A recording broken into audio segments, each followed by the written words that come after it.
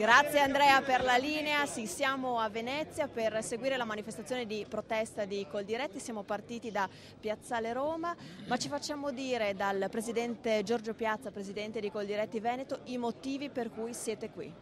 È una protesta forte che nasce dall'esigenza dei nostri imprenditori di segnalare l'opinione pubblica e di sensibilizzare i cittadini e i consumatori che siamo stanchi di lavorare in perdita, soprattutto nel settore lattiero-caseario, ma dei cereali, del vino, della carne. Niente va bene, il mercato non ci sta dando risposte, quindi noi protestiamo per questo. C'è sicuramente un fiume sotterraneo, un sentiero di Ho Chi Minh sotterraneo che permette l'entrata in Italia di tanta produzione agroalimentare che probabilmente sicura non è o non è sicura come la nostra, ma che ha una caratteristica che certo gli manca, non è italiana e non deve contribuire a produrre prodotti italiani, magari a denominazione, oppure prodotti che scimmiottano i prodotti italiani e che ingannano i consumatori. Noi vogliamo che l'origine, la provenienza dei prodotti sia scritta sull'etichetta, perché questa è una tutela del valore che noi creiamo dentro le nostre aziende e nelle nostre produzioni. Presidente, a rischio c'è l'esistenza delle vostre aziende?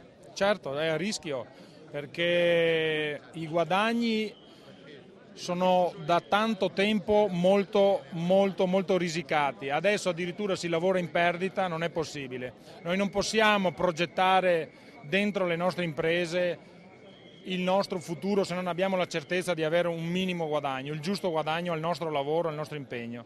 Questo è un diritto che fa parte della libertà di impresa. Se non viene garantito bisogna protestare, bisogna fare qualcosa e io spero che la politica su questo, sia quella nazionale, Veneta l'ha già capito, ma quella nazionale e quella soprattutto europea capisca l'importanza di un'agricoltura di qualità, che vuol dire sicurezza, vuol dire salute per i cittadini. Presidente, noi ci siamo visti qualche mese fa a Roma per un meeting organizzato appunto da voi su una filiera agricola tutta italiana. Sì, noi ci abbiamo provato con tutti, abbiamo provato con la grande distribuzione, abbiamo provato con l'industria, ci hanno sempre dato risposte parziali e allora un'associazione seria che rappresenta gli imprenditori deve assolutamente fare qualcosa e noi abbiamo pensato che se la filiera non ci dà risposte, la filiera ce la facciamo da soli. Ce la facciamo con i nostri agriturismi, con la vendita diretta, con i consorzi agrari, con le cooperative.